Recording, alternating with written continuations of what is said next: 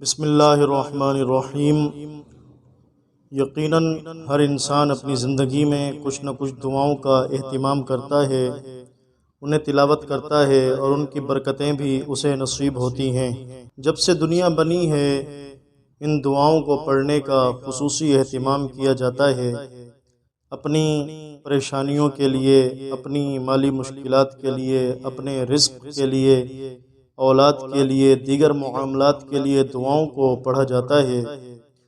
آج ایک ایسی دعا آپ کے سامنے بیان کرنے والا ہوں کہ جس کے بارے میں حضرت سیدنا ابو ہریرہ رضی اللہ تعالیٰ عنہ فرماتے ہیں کہ جب سے میں نے حضور علیہ السلام سے یہ دعا سیکھی ہے میں اسے کبھی چھوڑتا نہیں ہوں، ہر حال میں اللہ کی بارگاہ میں اس دعا کو مانگتا ہوں۔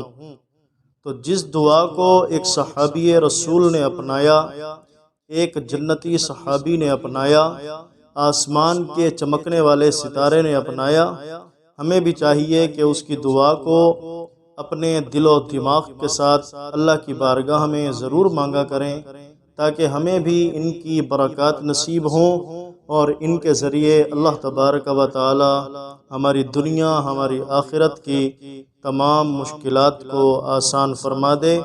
حضرت ابو ہریرہ رضی اللہ تعالیٰ عنہ کی دعا کیا ہے سماعت کیجئے۔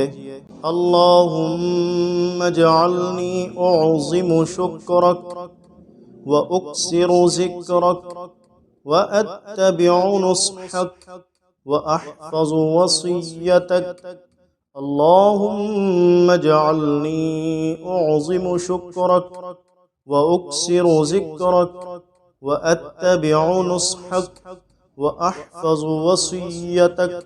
اللہم اجعلنی اعظم شکرک واکثر ذکرک واتبع نصحک واحفظ وصیتک۔ ترجمہ سماعت کریں۔ یا اللہ تو مجھے ایسا بنا دے کہ تیرا بہت شکر ادا کروں اور تیرا بہت ذکر کروں اور تیری نصیحت کی پیروی کروں اور تیری وصیت کی حفاظت کروں۔ اس دعا کو آپ بھی پڑھنے کا معمول بنا لیجئے، انشاءاللہ آپ کی دنیا اور آخرت کا کوئی معاملہ نہیں رکے گا۔